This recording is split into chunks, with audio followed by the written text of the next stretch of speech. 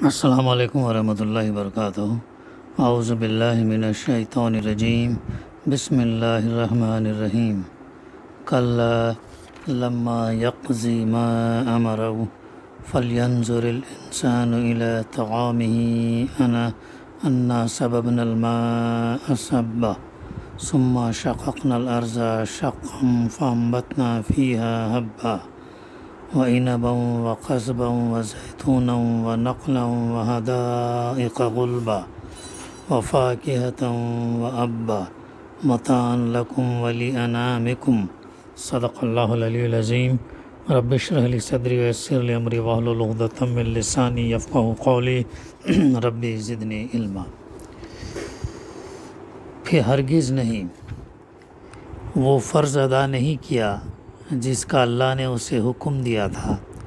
پھر ذرا انسان اپنی خوراک کو دیکھے، ہم نے خوب پانی بہایا ہے، پھر زمین کو عجیب طرح پھاڑا، پھر اس کے اندر اگائے غلے اور انگور اور ترکاریاں اور زیتون اور کھجوریں اور گھنے باغ اور طرح طرح کے پھل اور چارے تمہارے لیے اور تمہارے مویشیوں کے لیے سامان زیست کے طور پر۔ سورہ عبسہ آیت نمبر 23 سے آیت نمبر 32 تک کی تلاوت اور ترجمانی ابھی ہم نے سماعت فرمائی۔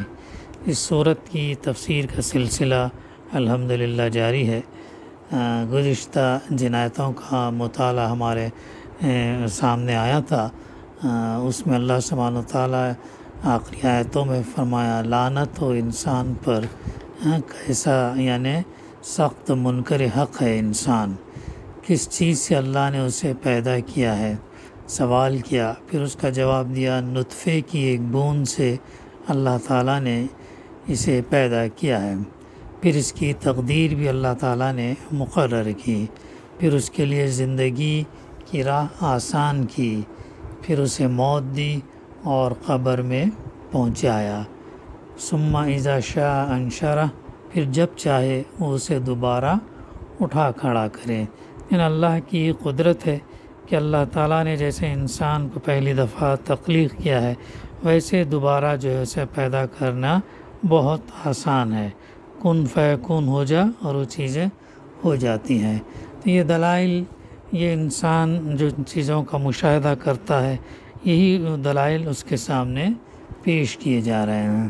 اس کے باوجود بھی بتایا جا رہا ہے کہ انسان جو ہے کیسا سخت منکر ہے۔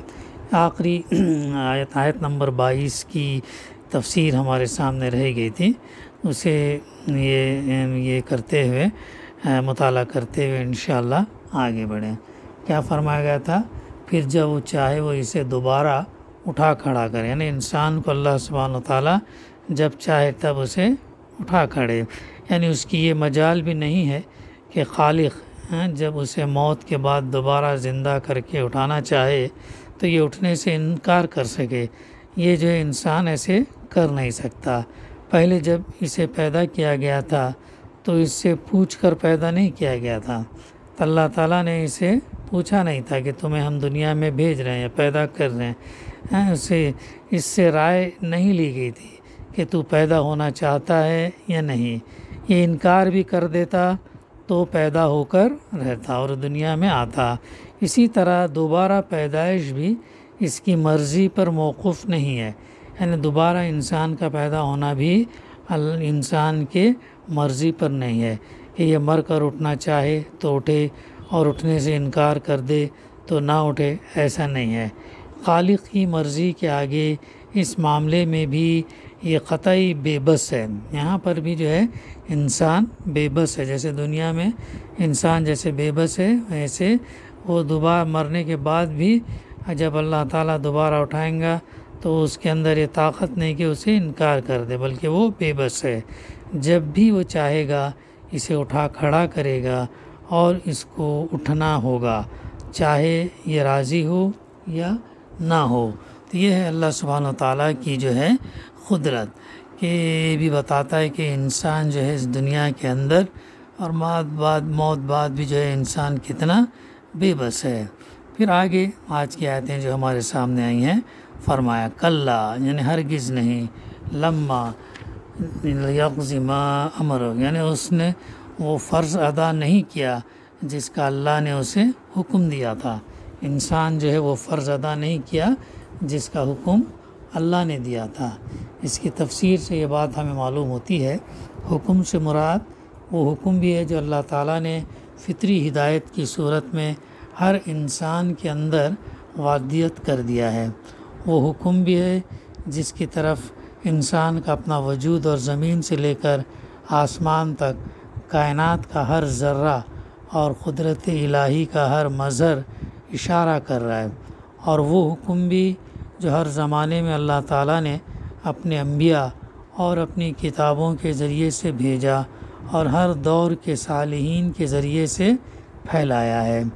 پھر اس سلسلے بیان میں یہ بات اس معنی میں ارشاد فرمائی گئی کہ جو حقائق اوپر کی آیتوں میں بیان ہوئے ہیں ان کی بنا پر فرض تو یہ تھا کہ انسان اپنے خالق کی فرمانبرداری کرتا، مگر اس نے الٹی نافرمانی کی راہ اختیار کی اور بندہ مخلوق ہونے کا جو تقاضا تھا اسے پورا نہ کیا۔ ہونا یہ چاہیے تھا کہ وہ اللہ کی بندگی کرتا، اللہ کی اطاعت فرما برداری کرتا، چونکہ اس اللہ نے اس کو پیدا کیا، اس اللہ نے اس کے اندر بہت ساری چیزیں واقعیت کر دی، نعمتیں عطا فرمائی، رزق دیا، تمام چیزیں جو اللہ تعالیٰ انسان کو جو ضرورت پیش آتی ہیں وہ تمام چیزیں مہیا کیا۔ تو ظاہر ہے انسان کو بندگی کس کی کرنی چاہیے تھی؟ اللہ کی کرنی چاہیے تھی، اور قانون بھی اللہ کا چلانا چاہیے تھا۔ تو یہ انسان جو ہے کتنا ناشکرا ہے۔ تو پھر آگے اللہ تعالیٰ فرما رہا ہے کہ ہم نے انا سببنا الماء صبا، ہم نے خوب پانی لنڈھایا، یعنی اس سے مراد بارش ہے۔ سورج کی حرارت سے بے حد و حساب مقدار میں سمندروں سے پانی بھاپ بنا کر اٹھایا جاتا ہے، پھر اس سے کثیف بادل بنتے ہیں، پھر ہوائیں ان کو لے کر دنیا کے مختلف حصوں میں پھیلاتی ہیں، پھر عالم بالا کی ٹھنڈک سے وہ بھاپیں اثر نو پانی کی شکل اختیار کرتی اور ہر علاقے میں ایک خاص حساب سے برستی ہیں۔ پھر وہ پانی براہ راست بھی زمین پر برستا ہے، زیر زمین کنووں اور چشموں کی شکل بھی اختیار کرتا ہے، دریاؤں اور ندی نالوں کی شکل میں بھی بہتا ہے، اور پہاڑوں پر برف کی شکل میں جم کر پھر پگھلتا ہے، اور بارش کے موسم کے سوا دوسرے موسموں میں بھی دریاؤں کے اندر رواں ہوتا ہے۔ کیا یہ سارے انتظامات انسان خود کیے ہیں؟ اس کا خالق اس کی رزق رسانی کے لیے انتظام نہ کرتا تو کیا انسان زمین پر جی سکتا تھا؟ تب یہاں انسان جو ہے غور کریں کہ اللہ سبحانہ و تعالیٰ نے کیسے اس کے لیے انتظامات کیے ہیں۔ معاملے بلکہ بڑی اہم نعمت پانی کا اللہ سبحانہ و تعالیٰ نے کیسے انتظام کیا ہے۔ یہ لائف سائیکل آف واٹر جو ابھی ہم پڑھتے ہیں، یہ حقیقت میں ہمیں 1450 سال پہلے ہی بتا دی گئی، بلکہ یہ تو چل رہی کروڑوں سالوں سے جو اس کا نظام اللہ تعالیٰ چلا رہا ہے، لیکن ہماری نالج میں، ہمارے علم میں کب آئی؟ ایک تو قرآن مجید کے ذریعے سے ہمارے سامنے آ گئی، اور دوسری جو موجودہ تحقیق اب ہم بتاتی ہے 50-60 سال کے اندر کہ جو ہے پانی کا جو ہے لائف سائیکل ہے، یہ وہی پانی ہے جو سرکولیشن میں ہے کر کے بتا دے۔ اللہ تعالیٰ نے جب اس کرۂ ارض کو قائم کیا تو جتنی مقدار میں اللہ تعالیٰ نے اس وقت پانی رکھا تھا تو وہی پانی آج بھی جو ہے اتنی ہی کوانٹٹی میں ہے اور سرکولیشن میں ہے۔ کتنا بڑا معجزہ ہے، کتنا حیرت انگیز کارنامہ ہے جو اللہ سبحانہ تعالیٰ کا۔ اور جب چاہے جہاں چاہیں اللہ تعالیٰ ان بادلوں کو لے جا کر جو ہے پانی برساتا ہے، کہیں زیادہ کہیں کم۔ یہ اللہ کے علم اور حکمت کی بنیاد پر ہے کہ اللہ سبحانہ تعالیٰ یہ کام کرتا ہے۔ تو انسان کی تحقیق میں اب یہ باتیں دھیرے دھیرے جو ہے واضح ہوتی چلی جا رہے ہیں، اتنے سالوں بعد جو ہے اس کے سامنے یہ باتیں آتی جا رہی ہیں۔ تو یہ ہے اللہ سبحانہ تعالیٰ نے اگر پانی کی تنگی ہو، اگر سوکھا ہو تو پھر ظاہر ہے چرند پرند پیداوار وغیرہ سب کو جو ہے نقصان پہنچتا ہے۔ اللہ تعالیٰ کے رسول صلی اللہ علیہ وسلم نے ایک جگہ فرمایا کہ جو ہے کہ اگر اللہ سبحانہ ان چرند پرند کی وجہ سے اگر پانی بھیجنے کی ضرورت نہ ہوتی تو اللہ تعالیٰ پھر جو ہے کسی کو پانی نہیں ہے کرتا۔ انسان کے اتنے گناہ ہیں کہ اللہ تعالیٰ اگر سزا دینے بیٹھے تو صرف پانی یا ہوا ہی اگر روک لے تو پھر ساری انسانیت جو ہے ختم ہو جائے گی۔ لیکن چونکہ اللہ تعالیٰ رحمان ہے، رحیم ہے، اور انسان کو آزمائش اور امتحان کے لیے دنیا میں بھیجا ہے، تو امتحان کا اس کا وقت جو ہے ابھی مکمل نہیں ہوا۔ جب اللہ تعالیٰ سمجھے گا، جب اللہ تعالیٰ سور بھیجے گا، تب جو ہے وقت ختم ہوگا، پھر عمل کی گھڑیاں ختم ہو جائیں گی۔ تو اللہ تعالیٰ جو ہے تمام انسانوں کو اس سب سے بڑی نعمت پانی جو ہے اللہ سبحانہ وتعالیٰ عطا کرتا ہے۔ کیسی قدرت ہے کہ وہ پانی زمین کے اندر سے ہمیں نکل کر آتا ہے اور ہم اسے استعمال کرتے ہیں۔ سوال کیا گیا ہے نا قرآن مجید میں غالباً سورہ ملک کے اندر، کون ہے جو جب اگر ہم پانی کو جو اس کے سوتوں سے یا پانی اندر سے اور ہم نیچے کھینچ لیں تو کس میں طاقت ہے کہ وہ پانی کو اوپر لے آئے؟ سوال کرتا ہے اللہ تعالیٰ۔ تو عزیز ساتھیو، یہ اللہ سبحانہ وتعالیٰ کی بہت بڑی نشانیاں اور بہت بڑی قدرتیں ہیں جو اسے ہمارے سامنے آتی رہتی ہیں۔ اس کا ہم جو ہے مشاہدہ کرتے ہیں۔ ان نشانیوں کے ذریعے سے ہم اللہ سبحانہ وتعالیٰ کی جو ہے معرفت حاصل کرنا، اللہ کو پہچاننا اور اللہ کی نشانیوں کے ذریعے سے اپنے ایمان میں اضافہ کرنا، اور اس اضافی ایمان سے ہمارے عمل میں اس کا اظہار کرنا، اور پھر اس پیغام کو اللہ کی رضا کے لیے، اللہ کی خوشنودی کے لیے لوگوں تک جو ہے یہ پیغام کو پہنچانا۔ پھر آگے اللہ تعالیٰ فرماتا ہے ثم شققنا الارض شقا، پھر زمین کو عجیب طرح پھاڑا۔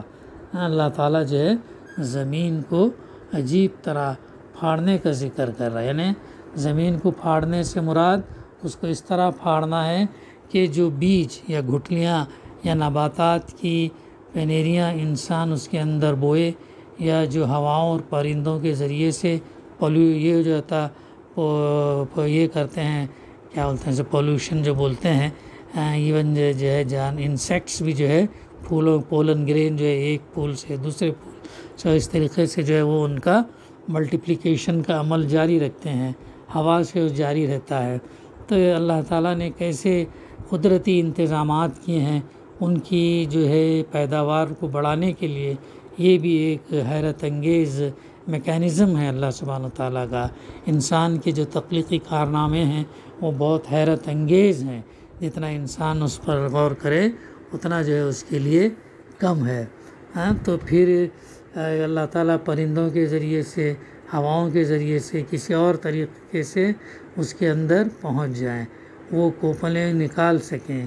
انسان اس سے زیادہ کچھ نہیں کر سکتا کہ زمین کو کھودتا ہے یا اس میں ہل چلاتا ہے، اور جو تخم خدا نے پیدا کر دیے ہیں انہیں زمین کے اندر اتار دیتا ہے۔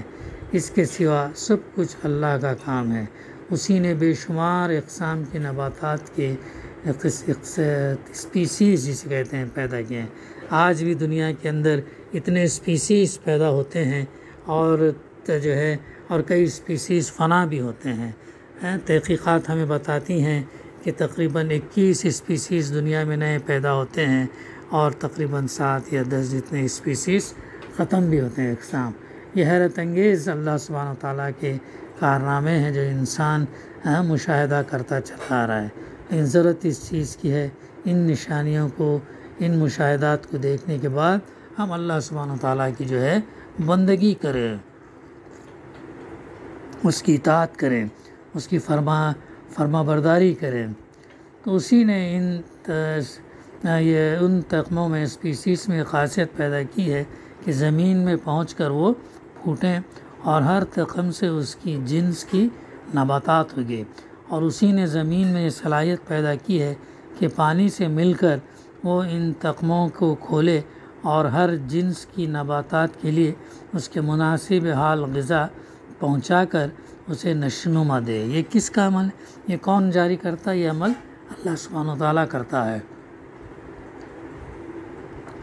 تو یہ رقم ان خاصیتوں کے ساتھ اور زمین کی یہ بالائی ترین صلاحیتوں کے ساتھ اللہ نے پیدا نہ کی ہوتی تو کیا انسان کوئی غذا بھی یہاں پا سکتا تھا؟